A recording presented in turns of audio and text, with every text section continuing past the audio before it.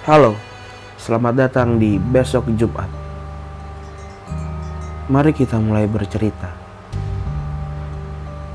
Kejadiannya terjadi sekitar pertengahan tahun 2016 kemarin. Bulan itu adalah bulan yang sangat ditunggu oleh keluarga kami, karena kakak pertama saya akan melangsungkan pernikahan.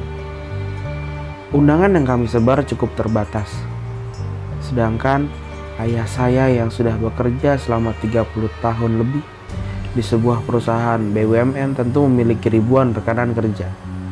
Cukup sulit baginya memilih siapa yang diundang dan yang tidak diundang.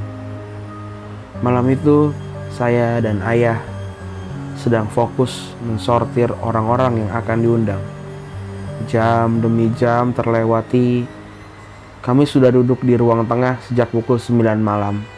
Dan sekarang hampir pukul 12 dan nampaknya masih cukup lama kegiatan sortir undangan ini berakhir. Untuk menggambarkan denah tempat kami duduk, kami bekerja di ruang tengah yang di sana ada satu meja marmer ala Betawi dan 4 kursi di masing-masing sisinya. Saya duduk di kursi yang bersebelahan dengan ayah. Ruang tengah ini berada di depan kamar nenek. Semua lampu sudah mati. Hanya layar laptop dan smartphone yang masih menyala. Kami cukup nyaman bekerja dalam gelap. Ketika saya sedang asik mengetik nama undangan, tiba-tiba sudut mata saya menangkap sebuah gerakan halus di antara saya dan ayah. Bulu kuduk berdiri secara simultan. Ditambah lagi, ayah yang sedari tadi menyebutkan nama-nama yang harus saya ketik, tiba-tiba diam. Untuk memecah keheningan, saya kemudian memukul bahu ayah yang saya pikir ketiduran, karena wajahnya tidak begitu terlihat dari sisi saya. Namun ayah saya berkata, "Papa nggak tidur, Bang. Papa juga lihat yang kamu lihat." Hah? Bagaimana dia bisa tahu saya melihat sesuatu?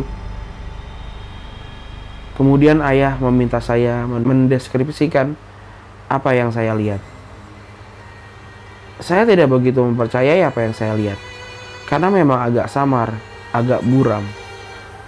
Tapi saya melihat 2 tangan, garis berbentuk badan, dan saya perkirakan ia berjenis kelamin laki-laki yang cukup tinggi.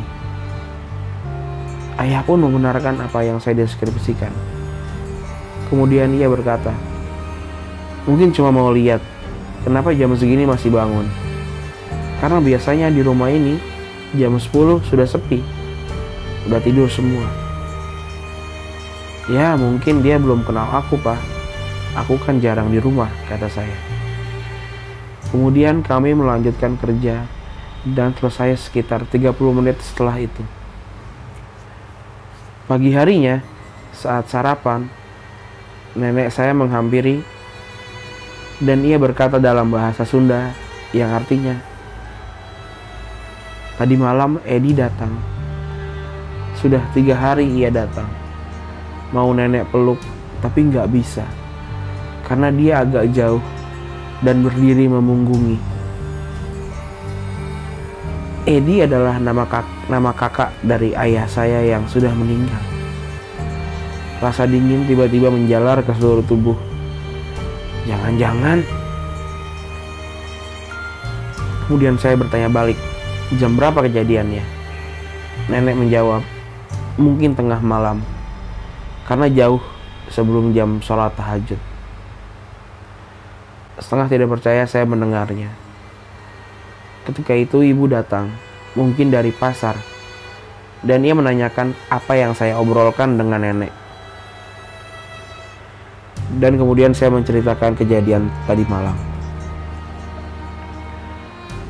Lalu ibu saya berusaha mengingat dan mengambil satu buku di antara tumpukan buku di lemari.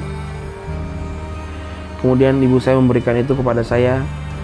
Dan ternyata itu adalah buku yasinan 40 harinya paman saya, Paman Edi, yang ternyata Kemarin adalah tepat 10 tahun yang lalu paman saya meninggal.